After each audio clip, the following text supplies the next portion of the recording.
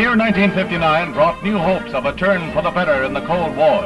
It was a year of unprecedented travel, ceremonials, and consultations by the great power leaders.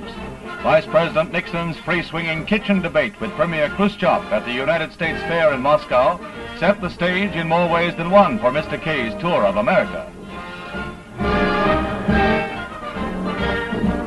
For a whirlwind 2 weeks, Khrushchev and his moods dominated the news, leaving no doubt of his toughness and his faith in the future of communism. The Berlin crisis he had provoked faded when he and President Eisenhower paved the way for summit talks.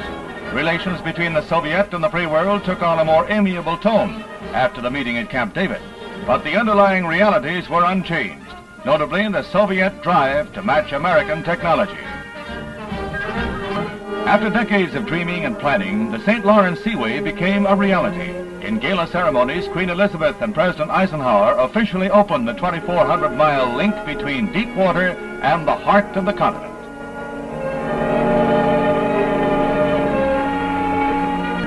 Communist action gave the lie to talk of peaceful coexistence. India's Prime Minister Nehru gave refuge to the Dalai Lama, spiritual and temporal ruler of Tibet, together with thousands of his countrymen, after Red China had stamped out rebellion in the remote mountain land, making Tibet the Hungary of Asia. Nehru and India were further beset by Red Chinese claims to frontier territory, leading to armed clashes along the border.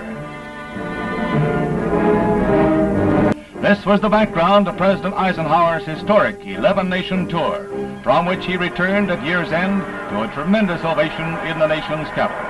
A spectacular nighttime display greeted night. It was the fitting climax to a series of remarkable personal triumphs in Italy, Turkey, Pakistan, Afghanistan, India, Iran, Greece, Tunisia, France, Spain, and Morocco. The success of the President's unprecedented personal message of peace and goodwill made bright and hopeful the dawning of a new decade, the 1960s.